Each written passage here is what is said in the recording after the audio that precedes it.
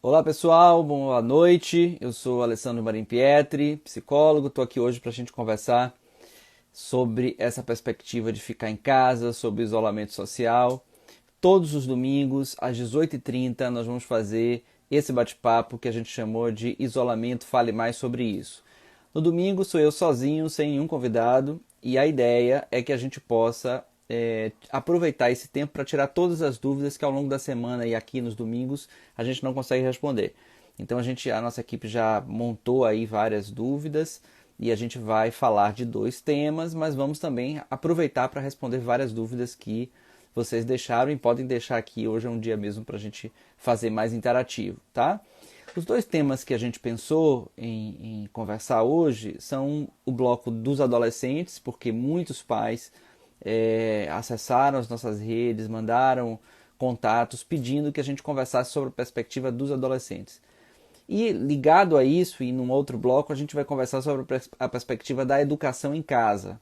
Então eu tenho recebido mensagens de muitos pais, tenho escutado muitos adolescentes, tenho escutado muitos professores, coordenadores, diretores de escola, então estão todos muito tensos com essa perspectiva. O que vai acontecer com esse nosso cenário socioeducativo diante dessa demanda do isolamento, como escolas, pais e alunos vão ter que se organizar para conseguir dar conta desse processo, tá? Então eu queria agradecer muito a presença de todos vocês que já estão aqui, dos amigos, familiares, colegas de trabalho, pais, mães, colegas educadores, professores, diretores. Vamos começar falando já desse primeiro tema, que é um tema muito específico, porque ele é mais amplo e ele toca tanto crianças quanto adolescentes, e depois a gente vai falar da adolescência mais especificamente. Mas é a perspectiva da educação sendo feita em casa. O que a gente tem visto, e vocês podem nos confirmar aí se de fato é esse o cenário que a gente tem percebido.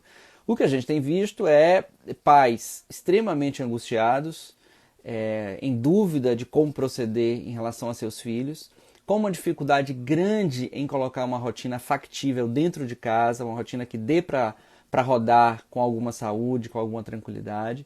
Escolas também muito aflitas, professores muito angustiados, tendo, que aprender à medida que as coisas vão acontecendo, como é que vão conseguir chegar nos seus alunos, escolas se batendo com vários modelos, uma tensão muito grande, e essa tensão, obviamente, afetando muito diretamente os nossos meninos e meninas. Então, o que a gente vai tentar hoje é colocar alguns pingos nos is, e por isso a gente separou aqui uma série de pontos a partir do que foi conversado sobre esse tema com vários professores, colegas, diretores, sobre esse tema. Então, o que a gente tem visto, em primeiro lugar,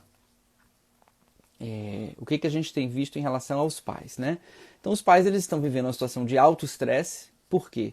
Porque estão muito impactados com a questão da saúde, estão muito impactados com as questões econômicas, estão muito impactados com o adensamento das relações intrafamiliares, porque, vejam, conviver durante todo o tempo ininterrupto com a família gera também tensões, especialmente quando se trata de crianças e de adolescentes. Então é muito comum os pais e adolescentes que eu conversei me dizerem, está muito difícil, tem muita queixa, estão muito entediados, não estão conseguindo cumprir a rotina ou cumprem a rotina à custa de muito sacrifício, não sei até que ponto eu devo apertar ou até que ponto eu devo entender que é um contexto, que medida tomar, o que eu vou fazer. Então essa angústia tem sido muito grande. E uma outra questão muito importante que eu pontuei aqui é, os pais têm me dito assim, eu não sei como ajudar meu filho, eu não entendo da pedagogia, esses meninos não aprendem mais da mesma forma que eu aprendi, eu não consigo dar conta de todas as matérias. Então esse tema dessa incapacidade dos pais de alguma maneira gerir ou participar dos processos de estudos dos seus filhos. Então sobre isso o que a gente tem a recomendar é calma, porque não vai adiantar aos pais que estão nos ouvindo, não vai adiantar pressionar as escolas e pressionar os meninos. Então o que a gente tem visto é esse deslocamento da ansiedade para as escolas e para os filhos. Os pais estão ansiosos, normal, é para estar mesmo, todos nós estamos, e diante dessa impossibilidade de não saber o que fazer, a gente tende a pressionar muito a escola, e tudo que a escola tenta não está bom. Então eu não tenho visto até agora pais satisfeitos com as medidas que a escola está tomando. Então eu ouço muitas críticas, né? Em geral, cada escola fazendo o seu malabarismo para tentar atravessar esse momento, cheia de boas intenções, as escolas estão tentando o que podem e os pais muito insatisfeitos. Claro, não é porque os pais também são gente ruim, não. É porque essa insatisfação é própria do que a gente está vivendo. Nós não podemos querer que a gente replique o que acontece numa escola em casa. A escola, ela é um ambiente diferente da casa. A escola e a família respondem e operam socialmente de lugares diferentes. Se a gente tentar fazer da família a escola ou da escola a família, nós vamos cometer um grande erro. Nós não vamos conseguir comunicar para esses meninos e meninas a verdade dessa troca de papéis, porque ela é impossível. Então o que nós temos que fazer é cada qual no seu cada qual. Deixa a escola trabalhar, a escola tem seus especialistas, sabe o que está fazendo, cabe às escolas ouvirem os pais. Isso é muito importante, porque entre o que a gente intenciona e o que os pais conseguem executar, existe uma aliança enorme. Então é importante que as escolas possam escutar os pais. Agora, numa escuta cuidadosa, porque é impossível unanimidade em tempos como esse. Então não dá para a escola também ficar obcecada em tentar atender a todas as demandas de todos os pais. Nem com a escola funcionando normalmente isso é possível, quem dirá agora. Então a gente tem que ouvir os pais, porque eles vão nos dar feedbacks extremamente importantes se o que a gente está propondo está rodando ok, mas também a gente tem a tranquilidade de saber que existem insatisfações inerentes a esse processo. Isso é inescapável. Por outro lado, os pais, uma vez que eles confiam na escola, uma vez que eles sabem que a escola está fazendo certo e que eles têm naqueles profissionais a sua referência de educação, podem ficar mais tranquilos. Se você perceber enquanto pai que alguma coisa que a escola propôs não está funcionando bem, mande uma mensagem cordial, gentil, sugestiva, com alguma sugestão que você como pai está vendo. E também fique tranquilo se isso não puder ser atendido, porque é impossível que a escola dê conta de todas as sugestões e de todas as colaborações. Tá? Agora, o que não dá é para esse nível de tensão chegar a tal ponto que, se a relação entre família e escola começar a se desgastar, em que ponta esse desgaste, em que ponta isso vai, aonde a gente vai ver o sofrimento maior dessa tensão? Nos alunos. Então, quem mais vai perder com essa tensão são os nossos filhos e as nossas filhas. São as crianças e os adolescentes, que não podem, nós não podemos, enquanto adultos, nos dar ao luxo de ficar igual siri na lata sem conseguir se entender. Cabe a nós, adultos, termos a serenidade, a tranquilidade, a honestidade, o bom senso e a parceria para acharmos um plano possível de realizar e atravessar o que estamos passando. O que é um plano possível? É um plano que possa estar em constante atrito entre aquilo que a gente intenciona e aquilo que é realizável, aquilo que a gente tem enquanto expectativa e aquilo que é factível. Não dá para ser a perfeição. Não dá para a gente tentar espelhar a escola dentro de casa. Por quê? Porque na escola acontece uma série de coisas, uma série de trocas afetivas, uma série de trocas simbólicas, que, aliás, é o maior e principal propósito e contribuição da escola ao laço social. E são essas as grandes questões que sustentam a instituição escolar como talvez a instituição mais importante dos nossos dias. Porque é na escola, a escola é uma das poucas instituições na contemporaneidade que consegue juntar 500, 600 meninos de diferentes realidades, diferentes culturas, diferentes pensamentos, diferentes formas de viver, mas todos coexistindo a partir de uma mesma regência da lei simbólica. E isso é ensinar a existir no coletivo. Isso é ensinar o que é o nosso projeto social de civilização. Nós não podemos nos dar ao luxo de fissurar. E essa que é a maior contribuição da escola. Mesmo entendendo que nós estamos aflitos, nós temos que ter agora calma, tranquilidade, bom senso, porque essa ruptura da confiança da família na escola, isso que a criança ouve, percebe, ou o adolescente ouve, percebe, sente, isso vai dificultar muito a relação dele com as próprias proposições e com a volta dele à escola. Então é preciso entender que eu não posso replicar exatamente o que acontece na escola em casa, porque é muito diferente eu passar 5, 8 horas da minha vida na escola, onde eu tenho professores, alunos, circulação, tempo para levantar, tempo para fazer xixi, tempo para comer alguma coisa na cantina, uma piada para contar para o meu colega, interagir com o meu professor, me distrair, ficar atento. Todo esse movimento acontece na escola. Em casa, ele tem um equipamento, ele e as pessoas lá do outro lado. Não é a mesma coisa. E eu acho que em tempos como esse, menos é mais. Me parece que em tempos como esse, a gente precisa perceber que nós temos que achar um conjunto mínimo, factível, exequível, realizável. Porque por que menos é mais? Porque se a gente der conta de uma coisa pequena, bem feita, que os alunos entendam que foi pensado, organizado, orquestrado de maneira cuidadosa pela escola e que tem o aval, a chancela, a aposta simbólica da família, dificilmente nós vamos ter problema. Os problemas que nós vamos ter são problemas que tanto nós, enquanto famílias, quanto as escolas, conseguem resolver. Agora, se o menino percebe que a escola está num polo, a família está no outro, e no meio está ele, completamente perdido, sem esse que eu chamei de adultos farol, ou seja, esses adultos que me dizem mais ou menos qual é o rumo, eles vão intensificar as suas angústias, eles vão ficar mais perdidos, eles vão ficar com menos capacidade de aprender, com menos capacidade de manutenção do procedimento de estudo, que talvez seja o mais importante, e nós vamos colocar os nossos filhos e as nossas filhas, ou os nossos alunos, num nível de vulnerabilidade para o qual ele não tem capacidade, ele não tem recurso, ele não tem insumos simbólicos para sair. Então, meus amigos e minhas amigas professores, calma, calma. Vamos lembrar que os nossos professores e as nossas professoras também são mães, também são pais, também são filhos, também estão fazendo suas atividades domésticas, também estão com seus filhos em casa, estão passando pelas mesmas dificuldades que nós estamos passando. E além de tudo, eles não estão fazendo o trabalho de maneira corriqueira como nós estamos fazendo, eles estão reinventando a sua forma de trabalhar.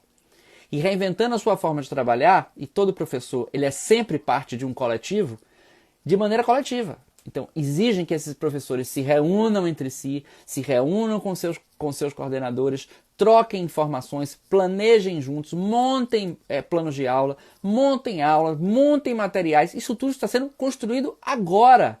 Essas pessoas não estavam preparadas, ninguém estava achando que isso ia acontecer como aconteceu de uma hora para outra. Então, objetivamente, a gente tem que ter paciência e tranquilidade e valorizar essa categoria de pessoas que dedica a sua vida a fazer gente mais gente.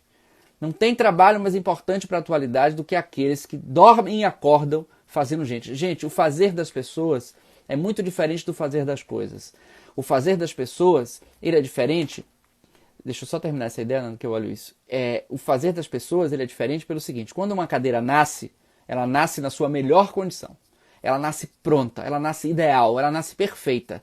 E à medida que a gente vai sentando nessa cadeira, que a gente vai usando, ela vai ficando imperfeita, até ficar imprestável, inútil e não servir mais como cadeira. Nós nascemos incompletos, imperfeitos, não feitos. É a interação com as pessoas, é a qualidade dessa interação que nos forma. Então, existem uma categoria de profissionais que todos os dias se dedicam a fazer os nossos filhos mais gente, mais humanos. Então a gente não pode agora desacreditar nessas pessoas porque estamos aflitos. São os mesmos professores, é a mesma equipe que a gente sempre confiou, só que agora eles estão passando por uma situação difícil. As escolas não estão omissas, tá? Eu tenho acompanhado de perto a imensa maioria das escolas daqui e de fora daqui, as que eu consigo, né? As daqui a maioria, e as de fora daqui as que eu consigo, e está todo mundo mobilizado. A mobilização é absoluta, então a gente precisa ter calma e tranquilidade. Vamos ver aqui o que os pais não podem desautorizar a escola nas frente dos filhos. De jeito nenhum. Isso é o pior cenário. É o pior cenário que a gente pode ver. As nossas insatisfações entre os pais e a escola devem ser tratadas no âmbito adulto. No âmbito entre nós e a escola. Não vamos e não podemos envolver os nossos filhos e adolescentes nas nossas insatisfações. Por quê? Porque quando eles percebem que os adultos de referência, os adultos farol, como eu brinquei, eles começam a brigar entre si, a capacidade de ser farol diminui. E nós vamos ter menos referências e mais conflitos. Além disso, caminho construído juntos. Claro, não tem outra saída, meus amigos e minhas amigas. Nós estamos aqui hoje juntos para isso. É para que a gente ache um caminho do meio.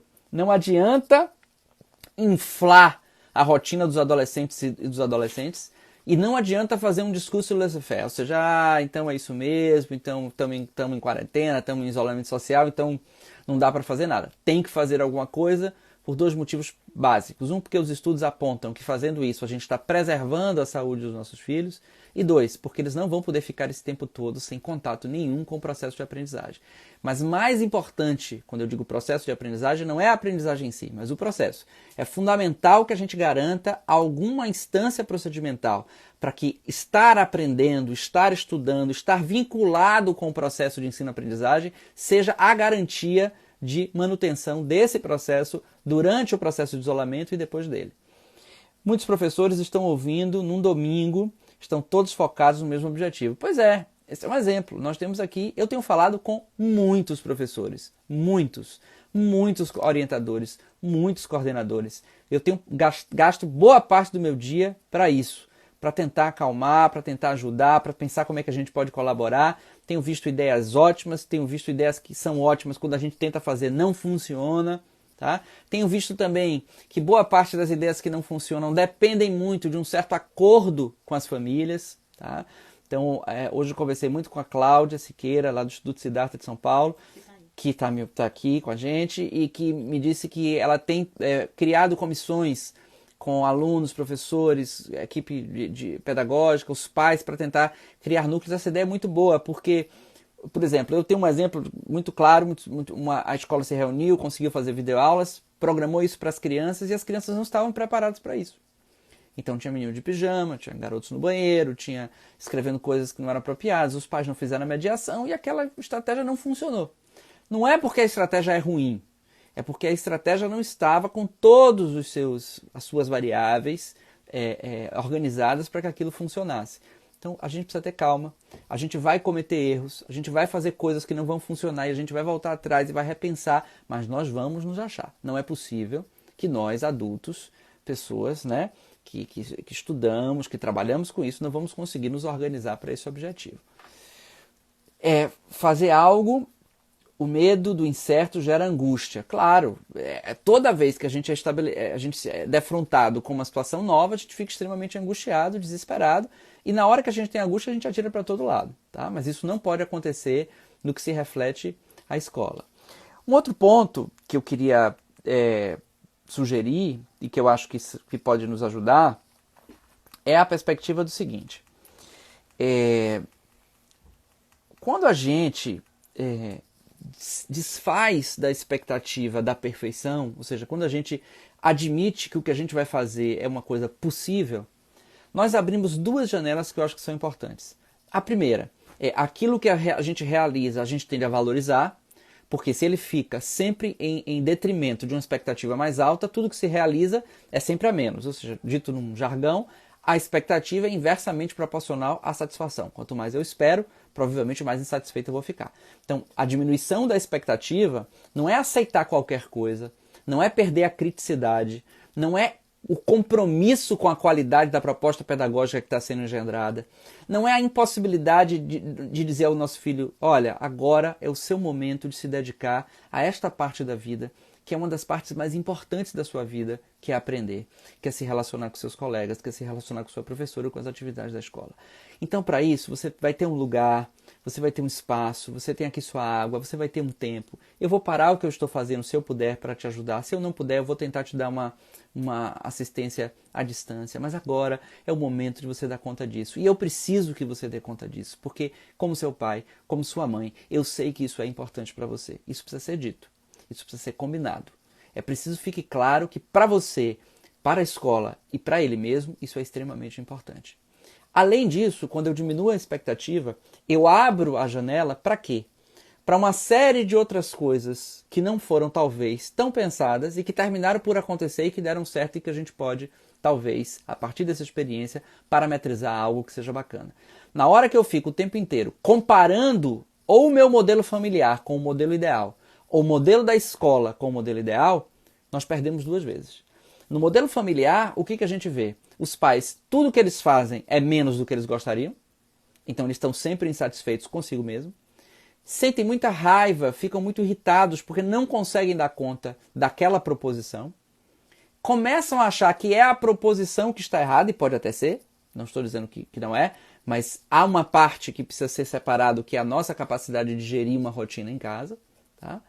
E Ao fazer isso tudo, eu, ao invés de auxiliar o meu filho, a minha filha, na adesão disso que é difícil, porque é muito difícil convencer uma criança que a partir do nada, com um pó de pirlim-pim-pim, ele vai agora não mais ir para a escola e vai aprender a estudar no quarto, durante X horas seguidas.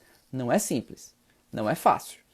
Então, se eu não tenho essa perspectiva, eu sempre vou achar que o que eu estou fazendo é menos do que eu deveria. E isso não ajuda os nossos filhos. Por outro lado, por parte da escola, se eu inflo a minha expectativa com a escola e tudo que a escola faz, eu sempre acho que está incompleto, eu sempre acho que não está bom, eu sempre acho que... O que acontece? Nada vai ser feito. Por quê? Porque eu não valido as iniciativas, eu não aposto, eu não insisto, eu não tento ver que variáveis internas, intrafamiliares, podem estar obstando, impedindo o bom sucesso daquela proposição. Então eu tendo a diminuir essa perspectiva, enaltecer a perspectiva de uma possível falha na proposta e com isso eu tenho muita dificuldade de auxiliar mais uma vez meu filho e minha filha a aderir a essa proposta. Vamos lá. Minha amiga... Quem é aqui? Nada. Minha amiga Crice está dizendo que as famílias estão com dificuldade para as crianças com dificuldade de aprendizagem. Crice, aí... é mais difícil ainda, né? Aí a gente tem que ter um plano, aí tem que ter uma live só sobre isso. Se você quiser fazer, podemos fazer juntos. Porque aí é um cenário outro, né? Quer dizer, aquelas crianças que estão se desenvolvendo na escola de uma maneira mais ou menos típica, uniforme, é dificílimo. Para as crianças que têm dificuldades de aprendizagem, dificuldades específicas de aprendizagem ou condições que gerem dificuldade de aprendizagem, aí nós vamos ter que fazer um plano B. Não vai dar para ser o plano A. O que é o plano B? É uma adaptação desse plano A, desse plano mais geral que a gente está discutindo, para a realidade daquela criança. E nesses casos é muito importante a manutenção das intervenções terapêuticas que estavam sendo feitas com essas crianças. São esses colegas, em contato com as escolas, em contato com os pais, que vão ajudar a ajustar esse projeto. Os psicopedagogos, os neuropsicólogos, os psicólogos, as pessoas, os TOs, as fonos, as pessoas que estão envolvidas no processo dessa criança, que vão poder, conhecendo de maneira singular a necessidade dessa criança, fazer um ajuste deste plano para que funcione para ela. Tá? E eu me comprometo a depois a gente fazer uma live só sobre esses casos. Tá? Larissa Machado, minha amiga, dizendo aqui, escutar a família como estratégia para a escola. Como eu falei, concordo plenamente, só tem que tomar cuidado, Lari, com essa escuta. É uma escuta que a gente vai ter que filtrar, porque imagina, vão ter demandas as mais variadas e a gente não vai poder atender todas, tá? Então a gente tem que escutar, mas é importante que as escolas que estão nos ouvindo pensem assim, essas escolas não começaram a funcionar hoje. Essas escolas sabem o que estão fazendo. São escolas que têm história, têm tradição, têm trajetória, têm um projeto político-pedagógico claro. Se a escola tiver isso tudo bem estruturado, a escola pode até não saber o que fazer nessa situação, mas vai ter grandes ideias, grandes possibilidades de resolver isso.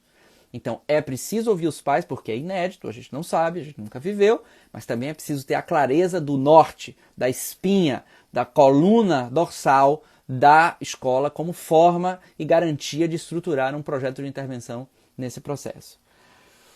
Francine, pais assumirem o que é da família e antes a escola assumia sozinha. Mais ou menos, né? Assim, o que eu acho que existe, Francine, é que a gente tinha uma ideia seguinte. A educação de uma criança, ela é responsabilidade da família. Vamos deixar isso claro.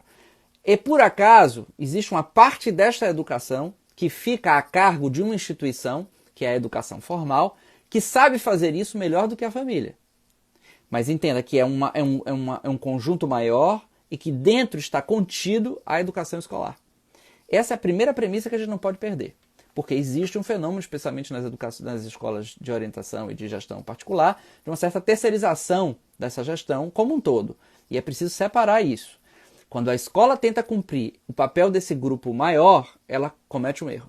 E quando a família tenta cumprir esse processo, não é que ela comete um erro, mas ela vai ter dificuldades. Vai ter que se adaptar. Vai ter que pensar nos ganhos e benefícios de fazer isso. Agora a gente não tem escolha, a gente tem que fazer porque é a nossa contingência. Mas fora dessa realidade a gente vai ter que pensar. Então, o que acontecia antes? A escola ela assumia realmente uma parte grande da vida das crianças, inclusive temporalmente falando.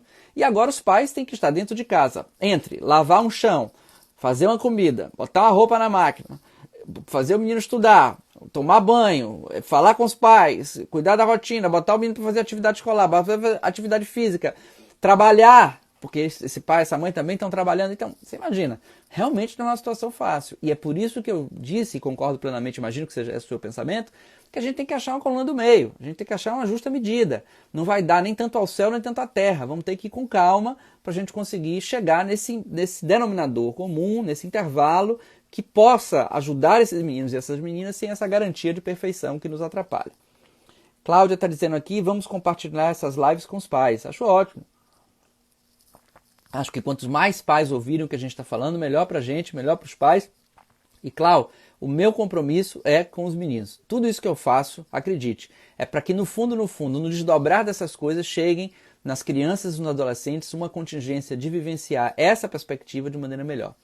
Se a gente puder favorecer, fornecer melhores possibilidades dos nossos meninos e meninas viverem isso com um pouco mais de saúde, eu tenho uma sensação de dever cumprido. Sheila Ricardo Penedo, que seria muito importante ouvir os alunos. Concordo plenamente. Eu, enquanto psicólogo, tenho feito isso insistentemente. Como psicólogo dos meus pacientes, tenho ouvido todos os que eu posso, tá? Os que eu não posso, por uma dificuldade ferramental, crianças menores e tal, eu tenho ouvido as famílias, tenho feito eles participar de algumas lives para que eles entendam o que está acontecendo. E além disso, como eu tenho usado esses veículos de comunicação, olha, nós fazemos live domingo, fazemos live na quarta, fazemos live na sexta, e isso ajuda a desenvolver. Fora as outras que eu sou convidado em outras páginas para fazer. Então eu tenho trabalhado muitíssimo e tenho ouvido muitos adolescentes. O que eu ouço dos adolescentes eles estão entediados, eles estão cansados, eles estão aflitos, eles estão com medo, eles estão especialmente temerosos do futuro. Então, não só o medo de agora, mas especialmente do futuro. E o que eu tenho notado nos adultos, uma interpretação adultocêntrica do que vivem os adolescentes, é o seguinte: mas eles sempre ficaram na internet. Eles sempre estavam com seus amigos na internet. O que é que mudou? Mudou tudo. Porque quando eu falo na internet ou no celular com um amigo meu sobre uma vivência que eu tive na escola, sobre uma vivência que eu tive no play do prédio, sobre uma vivência que eu vivi na rua, na praça, isso, a vida do adolescente, ele vai dando insumos que são traduzidos por essas tecnologias. E algumas experiências de dentro da tecnologia, elas ficam por ali mesmo, tudo bem, mas elas são uma minoria. A maior parte da vida dos adolescentes é o que acontece fora disso. E perder essa possibilidade para a adolescência especificamente, que é um momento em que eles negam as identidades com os pais e começam a se reafirmar nos pares, é muito danoso. Então o que eu tenho visto dos adolescentes é aflição, cansaço, e uma adolescente me fez uma pergunta que foi para mim decisiva. Ela me disse: a escola acha que dá para eu montar uma escola dentro da minha casa? E eu achei essa pergunta muito genial. E eu falei: eu não sei se ela acha isso, você acha o quê? E ele falou: eu acho impossível! Mas ele disse assim, impossível, convicto, e eu tô com ele. Eu acho impossível. Eu acho que essa tentativa é uma tentativa que vai fracassar. A gente vai conseguir por uma semana, por 2 dias, mas a gente não vai conseguir por 45, por 60 dias. E a nossa perspectiva é de longo prazo. Então a gente tem que pensar isso no tempo, fazer essa projeção. Tem mais aí, Nanda? Acho que tinha uma aqui que eu não vi. Foi a Brisa. Novas dinâmicas e coisas boas também vão surgir. Sem dúvida, Brisa, já estão surgindo, né? Quer dizer, veja, nós estamos aqui, quase 200 pessoas conversando sobre isso, batendo papo, trocando ideia, se aprendendo. É um momento muito importante da gente ajudar as pessoas com maior necessidade. Eu tenho participado de vários grupos de auxílio a pessoas, especialmente os profissionais autônomos ou aqueles profissionais de um trabalho mais informal. Está sendo muito difícil para essas pessoas. Então, se a gente puder, eu vou circular tanto na Desenvolver quanto no meu pessoal várias instituições sérias que estão precisando de auxílio essas instituições estão capitaneando auxílio para as pessoas que estão precisando de auxílio e quem puder colaborar. Então, eu tenho visto assim, uma rede de solidariedade, eu tenho visto coisas interessantíssimas, eu tenho visto hoje, como eu vi na live da Emília Nunes, 500 pessoas ouvindo histórias, né, juntos ao mesmo tempo, histórias interessantíssimas, e vendo meu filho dançar. Eu tenho feito coisas com meu filho em casa que eu nunca fiz. Então, tem coisas muito boas acontecendo. Eu preferiria que isso não estivesse acontecendo, porque eu acho que o cenário social, político, econômico, de saúde que a gente está vendo é realmente muito grave. Mas, uma vez que isso aconteceu, eu estou tentando tirar dessa experiência o melhor possível. Tá? Que mais, Nanda? Marina Brasileiro, intimidade com a tecnologia não garante saber ir numa praça pública. Sem dúvida. Marina Brasileiro, do Modo Criarte, falando isso. Eu concordo plenamente, Marina. E mais, essa intimidade com a tecnologia tem que ser discutida. Os especialistas em tecnologia, vocês podem dar uma olhada no material da SaferNet, e eles apontam que eles não são tão experientes, tão mais experientes assim do que a gente. Eles são mais experientes para algumas coisas, mas eles são mais incompetentes para prevenir alguns riscos. Então, cuidado com essa máxima de eles são nativos digitais. Aliás, um livro muito interessante chamado Hipnotizados. Quem quiser ler esse livro, vale muito a pena, discutindo de um jornalista, discutindo essa perspectiva dos nativos digitais. O que é nativos digitais? As pessoas que já nascem no meio digital. Essa expressão dá a falsa ideia de que ao serem nativos digitais, eles já estão prontos para lidar com a tecnologia, já nascem prontos. Não é verdade. As crianças e os adolescentes precisam lidar com as tecnologias com auxílio parental, porque é mais um aprendizado que eles têm que ter. Você pode até não ser tão hábil no manejo do aparato, mas quem sabe sobre a vida, quem sabe sobre os riscos, quem sabe sobre o que é bom e sobre o que é ruim, quem tem a obrigação, a responsabilidade e a aposta afetiva de demonstrar a esses filhos o que é isso e o que é aquilo, são os pais. Portanto, isso serve para dentro e para fora das tecnologias. Então, a gente não pode confundir nesse momento em que vamos usar as TICs, as tecnologias de informação e comunicação, para educar, que a sua intimidade garante um bom uso dessas tecnologias para o processo de aprendizagem. Não garante. A gente tem visto, inclusive, dificuldade de algumas escolas em lidar com esse tipo de processo. Tá? Falando um pouco, mais alguma coisa, Nanda? Vamos lá. Lúcia Machado. Não acha que falta de uma data limite aumenta a inquietação? E a Adriana diz, a crise para pensar e fazer diferente. Eu acho sim, Lúcia, que a falta de uma data nos dá inquietação. E a gente não sabe. Agora, o que os estudos, os especialistas nos têm apontado é que não será uma coisa curta, tá bom? Então, o que a gente pode se pegar é que não vai ser uma coisa de uma semana, de 2 semanas, é uma coisa para mais de mês. Então, vamos pensar pelo menos de um tempo um pouco maior, pelo menos 30 dias, e depois mais 30, se for o caso. Vamos pensar nessa perspectiva. Por quê? Veja bem, canja de galinha e precaução não matam ninguém, não é verdade? Então, se a gente previu para um mês e depois para outro mês, isso foi menos, a gente readapta. A gente não vai ter dificuldade nenhuma de receber os nossos alunos na escola, você concorda? Na hora que os alunos chegarem, a gente sabe o que fazer. Nós estamos treinados a isso há 50 anos, a gente sabe fazer. O que é difícil agora é fazer isso. Isso é que a gente está se aprendendo a fazer. Então, vamos planejar por mais longo prazo e depois, se for o caso, a gente volta atrás e rever essa perspectiva. A Adriana diz, a crise para pensar e fazer diferente. Toda vez, Adriana, eu falei isso numa outra live, eu quero repetir para quem não estava, toda vez que a gente tem uma crise, a gente tem 2 cenários. Um cenário de angústia, porque é incerto, e há na crise uma certa semente da transformação. Mas não é a crise que tem potencial de transformar. O que tem potencial de transformar é a nossa leitura, a nossa capacidade simbólica de elaborar a experiência e a partir dessa experiência sair dela diferente. Então o que vai fazer diferença são essas quase 200 pessoas que estão nos ouvindo terem um compromisso de ao sair dessa live repensar a sua relação com a escola, repensar a sua relação com seus filhos, se forem educadores, repensar o seu funcionamento enquanto professor, enquanto orientador, enquanto diretor. A ideia é essa, gente, é que a gente comece a se repensar, porque esse é o único caminho. Bia está aqui elogiando a camisa do Luca. Ficou massa. Quem é? Um abraço para o meu amigo Rúlio, grande amigo, vitorioso, me escutando. Você não sabe a alegria que eu tenho em saber que você está me ouvindo, viu? Um abraço enorme para você.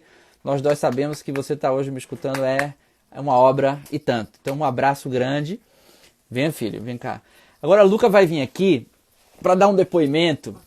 Espera aí que a gente vai baixar aqui para ver a camisa dele. É a camisa que ele fez ontem. Artista, esse cara aí, tá vendo? É isso aí. Quem é que tá na sua camisa, filho? O do Star Wars. Quem é o pequenininho? O Yoda. O Yoda. Filho, conta aí, como é que tá sendo a quarentena? Você gosta de fazer algumas atividades da escola? É legal? É legal. Você sente falta da escola, filho? Um pouquinho. É? O que você sente falta da escola? Você me falou hoje que você sentia falta de algumas coisas. De jogar futebol. O que mais? De ser campeão. Sim, o que mais? É, só. Você me falou hoje que sentia falta dos colegas, É, de escola. tava com saudade da prova, É. não foi isso? Uhum. E tava até com saudade das atividades, você me disse isso, É, não é? então um pouquinho. Um pouquinho, né? E você acha que fazer as atividades em casa é a mesma coisa que fazer na escola? Mais ou menos. É um pouco diferente? É. O que você acha que é diferente? Fala mais alto, fala aqui perto do microfone. O que você acha que é diferente? Peraí. Como? O que você acha que é diferente? É diferente. O que? Qual foi a pergunta mesmo? Marina tá falando que você deve estar sentindo falta de ir na sala dela. Você tá com saudade na sala de Marina? Eu tô. E me conta, o que você acha que é diferente fazer atividade na escola e fazer atividade em casa? É igual? Não é igual. É mais divertido fazer aonde? Aqui. Você acha? Um pouquinho. Ah, que legal, tá Não, vendo? depende, Pode ser divertido então, né? Depende da atividade. Depende da atividade, tá certo. Mas é divertido fazer em casa? Tá sendo divertido? Tá. Então pronto, isso aqui é importante, né? Manda um beijo pra Malu. Beijo. Pronto, agora deixa eu trabalhar, tá bom? Beijo, filho. Bom, então é isso, né? O Luca tá nos ensinando aqui que é divertido fazer em casa, ele tá gostando, não tá sendo difícil. É claro que Luca tem 7 anos. E com 7 anos, o volume, o tempo, a estrutura, é uma estrutura mais simples. Quando os meninos são mais velhos, especialmente na adolescência, isso dificulta muito, né? Então, assim, ele tem referido... Aliás, ontem ele estava com a farda da escola. Ele pediu para botar a farda da escola e ficou vestido o dia todo com a farda da escola. E eu perguntei, por que você está usando a farda da escola? Ele falou, porque eu estou com saudade da escola. Claro que eles sentem saudade da escola, e que bom que eles sentem saudade da escola, porque é um lugar onde eles são felizes, onde eles encontram, fazem umas coisas que são muito legais, outras coisas não tanto, mas vivem uma experiência muito rica. Agora, o que a gente tem que fazer? Tem que ajudar eles a, dentro de casa, fazer o melhor possível. É igual? Não, mas ele disse, olha, é divertido, eu gosto de fazer. Agora, quando isso se transpõe para a perspectiva da adolescência, isso dificulta muito. E a gente agora vai começar a entrar no nosso segundo tema. Por que isso dificulta muito? Por quê? Como eu falei, o volume de materiais, de trabalhos, de coisas para fazer para os adolescentes tem sido muito maior. Então, realmente, na adolescência, o apelo conceitual, a responsabilidade com o volume, né, do currículo, toda aquela perspectiva pedagógica que a gente conhece bem, ela se aumenta, ela se avoluma de tal forma que a gente fica muito tenso. E tem situações do seguinte, a gente tem visto de tudo. Então, tem visto escolas que estão fazendo a rotina escolar exatamente no horário, então meninos acordando 5h30 da manhã, começando a trabalhar às 7, terminando às 15, sem parar. A gente vê outras propostas, videoaulas, e ao vivo, com lives ao vivo para os meninos se encontrarem, vê outras que são vídeos gravados, vê outras escolas que só mandaram tarefas para eles irem pesquisando e fazendo. E em todas elas, se vocês perguntarem qual é o melhor modelo, eu diria nenhum deles e todos eles. Porque em todas elas o que eu tenho vendo é alguma crítica, alguma insatisfação, sempre tem alguma coisa que não está funcionando. Então, na verdade, eu acho que a discussão não é sobre o modelo. O que eu posso dizer é que tentar, como eu já disse, imitar, mimetizar a experiência escolar para o adolescente em casa não vai funcionar. O adolescente, o conceito de adolescente é um conceito cultural. A gente inventou com uma fase da vida que ficaria entre a puberdade e a idade adulta e que deveria preparar esses adolescentes para assumir um papel adulto. Isso até pouco tempo atrás. De um tempo para cá, o que a gente vê? A gente vê uma abreviação da infância, ou seja, a infância cada vez mais curta, um esticamento da adolescência, a adolescência cada vez maior, então a gente brinca hoje dizendo que a infância vai até os 9 anos, do 9 até os 49, então a gente tem adolescentes, né? É uma brincadeira para dizer que o adolescente virou o grande herói, virou aquela configuração de vida hedonista e de satisfação com a vida, aonde eles podem quase tudo e devem muito pouco, ou seja, é um tempo da vida onde viver intensamente é muito importante. Nesse contexto, é muito difícil para essa cultura e para esses adolescentes a ideia do futuro, do porvir. Então, eles são muito, muito ligados ao presente e à experiência hoje. E a escola, ela, por mais que ela se esforce, e está se esforçando, está se reinventando, ela ainda é uma escola que tem nas suas experiências uma aposta de futuro muito significativa. Então, eu acho que isso dificulta muito. Eu acho que a onipotência pubertária é um outro fator que dificulta muito. Por quê? O que é a onipotência pubertária? É a ideia do seguinte, ó, acontece para todo mundo, mas não acontece para mim. Ou seja, dá certo para todo mundo, então não vai acontecer comigo. Então é aquela história assim, não, depois eu vejo, deixa para lá. Então essa dificuldade de prever na frente, de desdobrar consequências, ela dificulta também um certo convencimento desse adolescente de que agora é o tempo de se organizar para fazer certas coisas, para que no futuro isso não se acumule.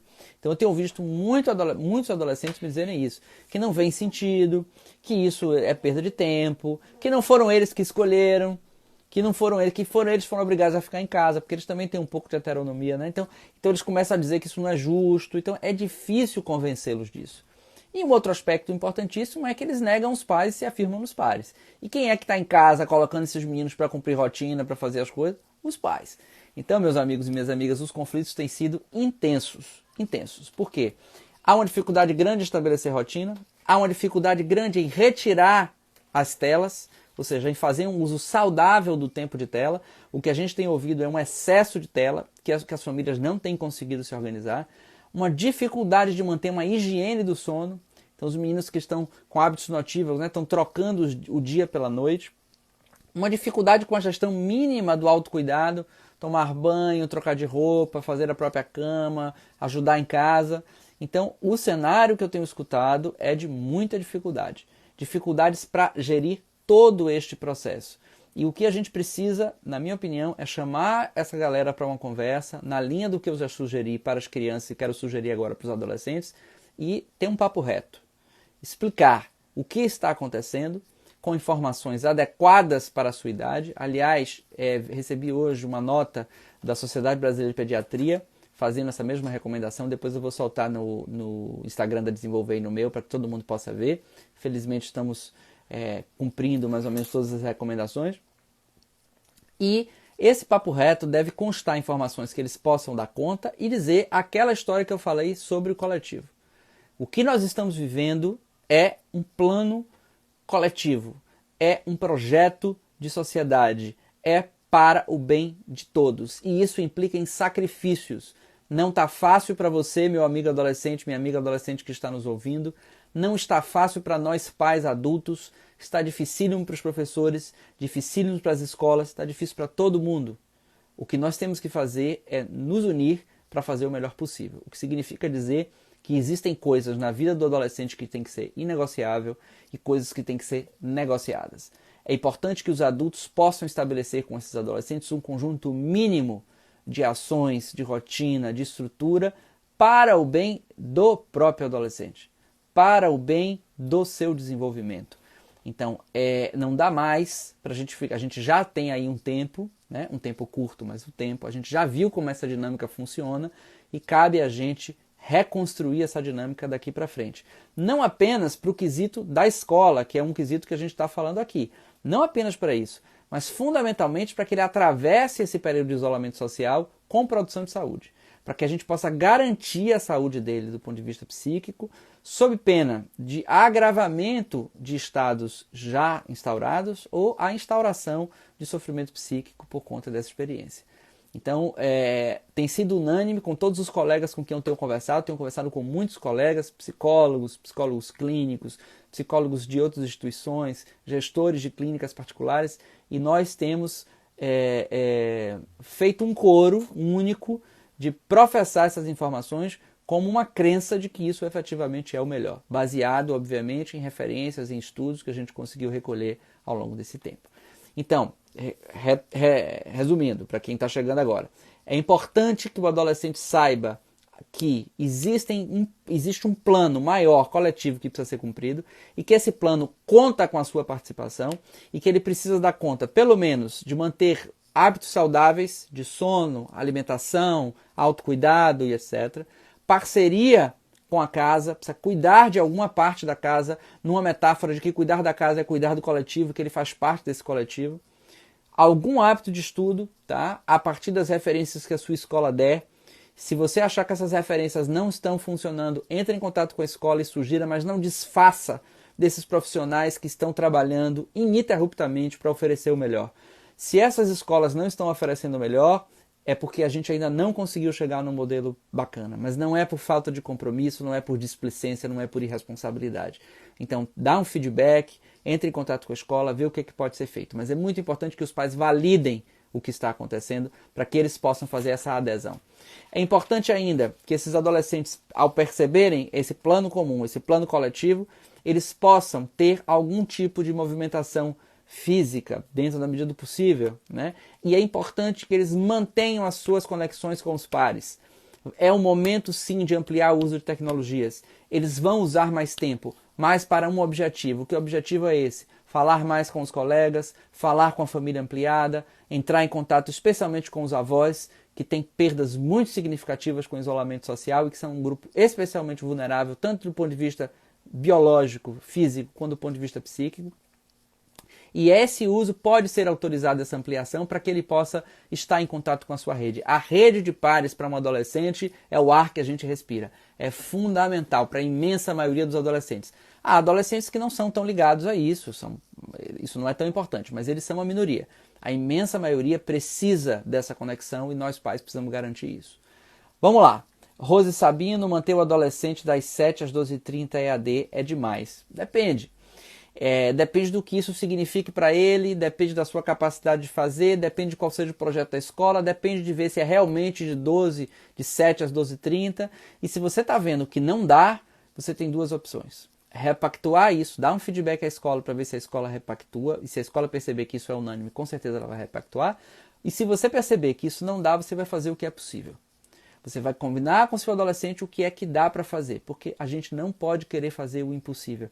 Nós temos que entender que existem limites, existem famílias e famílias, realidades e realidades, e nós estamos falando de uma realidade privilegiada, de pessoas que têm ar-condicionado em casa, de pessoas que têm o comer, têm saneamento básico, que pagam suas escolas particulares.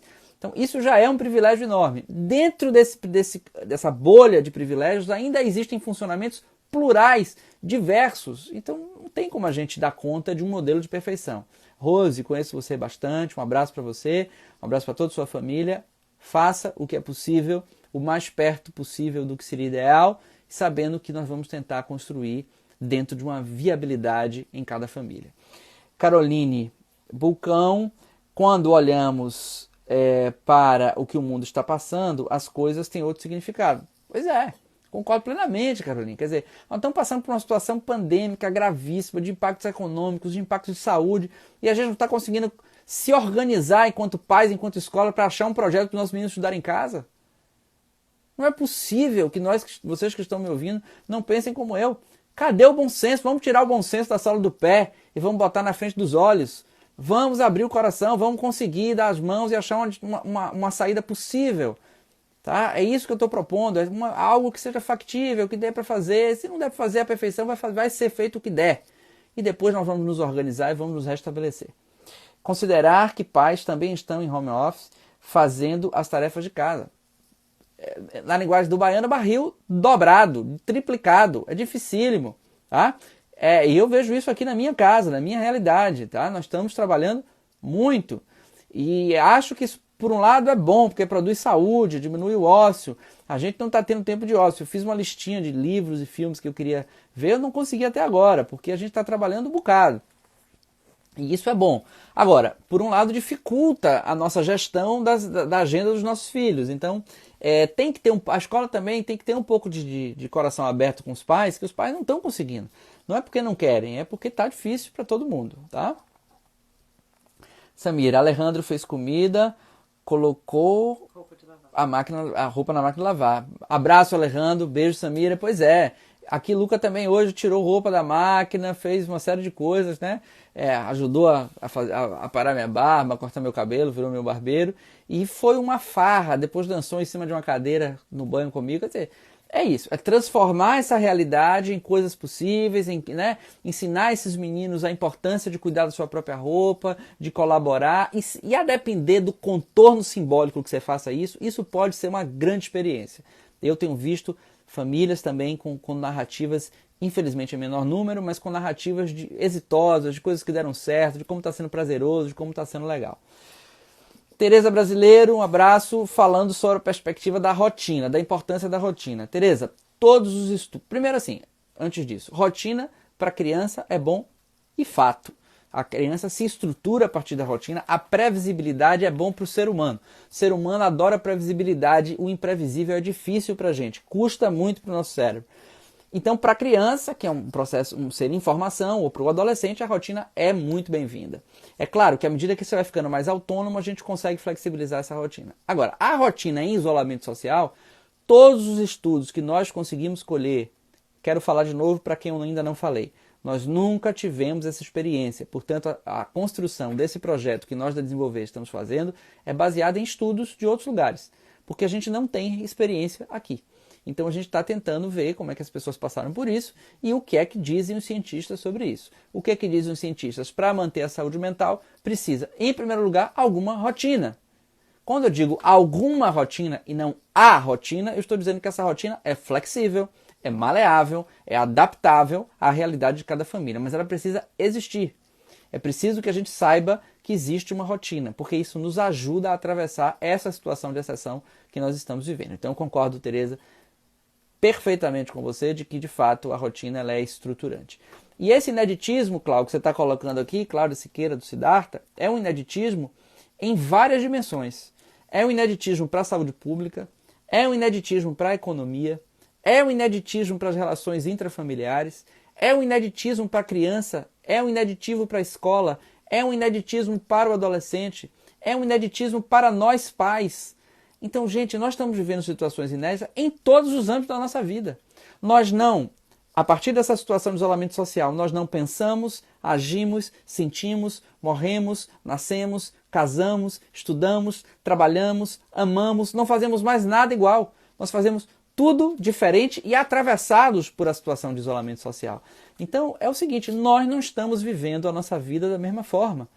Isso a gente tem que botar na cabeça.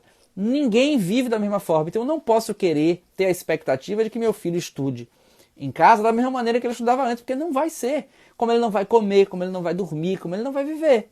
Então, nós temos que ter a capacidade de adaptação e viver de acordo com essa realidade na medida do possível. São muitas perguntas, a gente não está conseguindo responder todas, mas a galera está aqui correndo, o Fernando tem tentado, o pessoal também que está remoto está tentando. Gisele, ex-aluna, um abraço, preocupada com a escola municipal. Pois é, Gisele, então isso daria uma outra live, assim como a Cris sugeriu com as dificuldades de aprendizagem, a gente pode pensar em fazer uma live sobre como é que fica a realidade da escola pública, né? Como é que fica a realidade da escola pública, das casas onde as pessoas, por exemplo, não têm o saneamento básico, das pessoas que vivem de pequenos trabalhos para conseguir sobreviver. Imagina o impacto disso, mas também temos que pensar, imagina o impacto nessas populações dessa disseminação célere desse vírus. Então imagine como tudo isso está sendo. Esse é um tema que a gente pode pensar para uma próxima live, porque seguramente, se tudo isso aqui que a gente está discutindo, no conforto do nosso ar-condicionado, já está gerando panos para as mangas, você suponha isso numa realidade de escola pública, você suponha isso na realidade de um bairro popular, você suponha isso naquelas pessoas para quem as políticas públicas sempre foram uma exceção. Você imagina aquela pessoa que nunca teve acesso à educação, à escola, à saúde, a saneamento básico, a transporte de qualidade, a lazer, nada. E agora ela está tendo que dar conta desse confinamento com riscos de toda a ordem, de saúde, econômica. Então isso é um tema para uma outra live.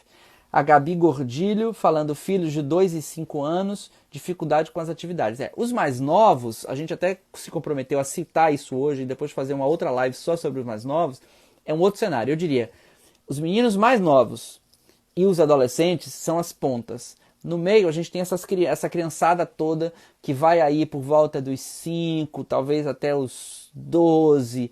Então essa galera é uma galera que é o grande volume. Depois a gente tem os meninos menores, que aí a gente tem uma realidade, e os adolescentes, que aí a gente tem outra realidade. Hoje a gente escolheu falar dos adolescentes, tá? E é importante a gente entender que, eu vou falar dos adolescentes para falar dos menores, que para os adolescentes, imaginem um ringue, né, de boxe. Então é como se o cara ele ficasse testando a realidade para se subjetivar, para se entender, para se fazer um adulto. Essas cordas somos nós a escola, somos nós os pais, somos nós os educadores, são aqueles adultos que suportam com o corpo essa tentativa dele de entender com o próprio corpo dele a realidade. Se nós estamos rígidos demais, nós não permitimos que ele vá e volte. Se nós estamos flexíveis demais, frouxos demais, aquilo rompe e ele se machuca. Então o que nós precisamos agora, ao invés de a gente ficar disputando, é se unir. Enquanto adultos, a gente precisa dar as mãos, nós escola e nós família, e dizer, venha que eu suporto, venha que eu posso, e isso é firme e ao mesmo tempo protetivo, porque ele diz qual é a régua e qual é o compasso, qual é o norte. E quando o adolescente ele sabe qual é o norte, ele contesta, ele se irrita, ele se chateia, mas ele se sente protegido, ele sabe o que é certo e cedo ou tarde ele vai começando a se acostumar com essa realidade. O mesmo se aplica para a criança. Também é um momento, antes dos 5, em que eles testam muito a realidade, de uma maneira muito mais imatura, de uma maneira muito menos sofisticada, de uma maneira muito mais através das birras, dos gritos, de outras manifestações que eu falei da outra vez, são menos refinadas, porque nem eles conseguem entender quais são as emoções que estão disparando aqueles comportamentos. E, portanto, é difícil, às vezes, a gente entender o quanto aquilo é a necessidade da gente fazer um limite mais firme e o quanto aquilo é uma perspectiva de um desconforto causado pela própria situação de isolamento social. O que eu recomendo que você pense é o seguinte: se esse desconforto, se essa dificuldade sempre existiu, a maior probabilidade é que seja uma característica dessa criança e da sua biografia. Portanto, você deve ajudá-lo com limite, lembrando que o limite é sempre baseado no afeto. Não existe limite sem afeto. Tá? O afeto é a condição primeira para a execução do limite, é a cama por sobre onde o limite se edifica. E você precisa dizer a ele que existem coisas que são negociáveis. A gente pode fazer uma live só sobre os limites também. Tem uma já pensada aí, a gente está vendo se vai acontecer.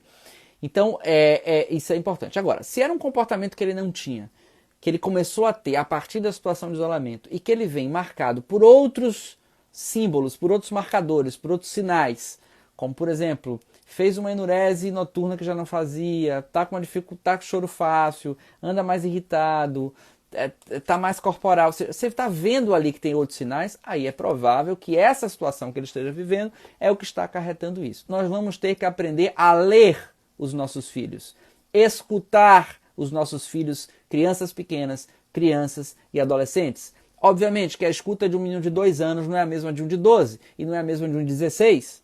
Então escutar não é apenas o que eles verbalizam, mas também o que eles dizem pelo não verbal. Nós vamos ter que estar atento aos sinais, mais do que nunca, porque esses sinais eles podem estar potencializados por essa condição de isolamento e isso pode sim fazer efeito sobre o comportamento, sobre a afetividade, sobre o psiquismo das nossas crianças e dos nossos adolescentes. Vamos lá. Sairemos dessa diferentes, sem dúvida. Sem dúvida, muitas pessoas dizendo isso, nós vamos sair dessa melhor, é isso que eu espero, é isso que eu acredito, é por isso que a gente tem trabalhado tanto, porque eu não tenho dúvida, a humanidade se reinventa. Nós somos uma espécie surpreendente, justamente porque o nosso fazer não é o fazer das coisas, é o fazer das pessoas, é que nós vivemos uma vida com angústias, incertezas, coisas que a gente não sabe no que é que vai dar, impossibilidades completas de perceber a realidade, mas nós temos arte, nós temos invenção, nós temos coisas maravilhosas. O ser humano, todo ser humano é um ser humano inventado, a vida do humano é uma vida inventada. Isso é dificílimo, porque inventar a vida, se por um lado é colorido, é interessante, é rico, por outro é angustiante, é difícil, é incerto. Mas por outro lado, é porque a vida é inventada que eu posso me reinventar. É porque a vida é inventada que eu posso me reinventar enquanto pessoa e eu posso me reinventar enquanto grupo. E é porque eu posso me reinventar enquanto pessoa e enquanto grupo que eu posso reinventar o laço social. Então, o que eu tenho feito é espalhado essa ideia ao maior número de pessoas possível para que a gente se aprenda. Isso não é um papo polianesco, assim, dizer, então tudo bem, tudo vai ficar bem no final. Não é isso. É uma certa alegria crítica, um entendimento de que nós precisamos ter força, coragem para transformar a realidade e tentar o máximo possível sair dela melhor do que a gente entrou. Toda vez que a gente passa por uma situação muito adversa na vida, a gente tem que ter força e coragem para extrair dela alguma possibilidade de ressignificação, senão a gente morre. Se não morre do ponto de vista físico, morre do ponto de vista simbólico. Morre-se a nossa condição humana, mata-se aquilo que a gente tem de humano, que é a capacidade de ressignificar a nossa própria vida. Enquanto nós formos humanos, nós vamos ter a capacidade de ressignificar. E é isso que a gente tem que preservar. É por isso que a gente tem que estar junto. É por isso que a gente tem que conversar. Porque quanto mais a gente conversa, mais aumentam as nossas chances de dar um novo significado, de produzir-se um novo sentido sobre a experiência humana. Experiência essa, que infelizmente no atual momento tem sido dura, tem sido difícil e tem nos obrigado forçosamente a rever uma série de circunstâncias do nosso laço social, que a gente, pelo atropelar da vida, terminava, se terminava, não sei se por não ver, mas terminava por não meter a mão na massa, por não fazer alguma coisa nisso, porque é assim que a gente é.